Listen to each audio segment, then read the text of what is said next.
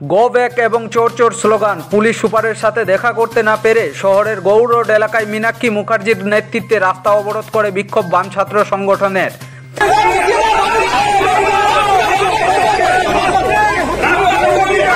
সেই সময় মালদা জেলা পরিষদের সভাধিপতি লিপিকা বর্মন ঘোষের গাড়ি আসলে সেই সময় গাড়ি আটকে রেখে বিক্ষোভ দেখানো হয়।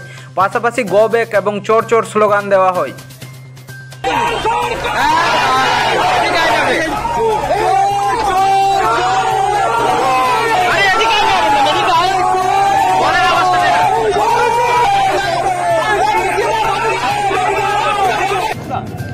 গোটা রাজ্যের মতন মালদা জেলাতেও একাধিক পাচার, ড্রাগস, খুন, রাহাজানি, এখানে কোনো কিছু বাদ নেই।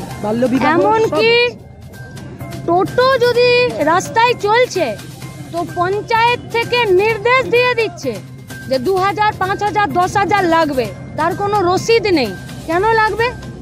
টোটোতে একটা লোক চাপলে 10 টাকা লাগে, আর সে সারাদিন মাথার ঘাম পায়ে ফেলে কোনো রকমে নিজের জীবনটা কাটায়। তো তার জন্য কেন তৃণমূলের নেতাদেরকে 2000, 5000 দিতে হবে? পুলিশ জানে না এসব?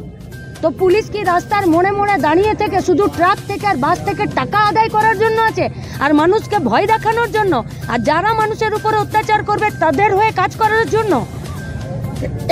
তাই ছাত্র, যুব, মহিলা মিলে আজকে আমাদের এসপির সাথে বিভিন্ন ইস্যুতে কথা বলার কথা ছিল। কিসের জন্য ব্যারিকেড দিলেন, আর কিসের জন্য সংসদে দাঁড়িয়ে আছেন, আর কিসের জন্য অত বড় বাসের স্ট্রাকচার করেছেন আমরা জানি না। আমাদের কমরেডরা প্রস্তুতি নিচ্ছেন, আমাদের ডেপুটেশন কপি রাখা আছে। যদি ওদের সত্যিকারের দক্ষতা, যোগ্যতা এবং সাহস থাকে আমাদের সাথে কথা বলবে, নইলে এই কথা গোটা মালদা জেলা এর পরে আবার বলবে।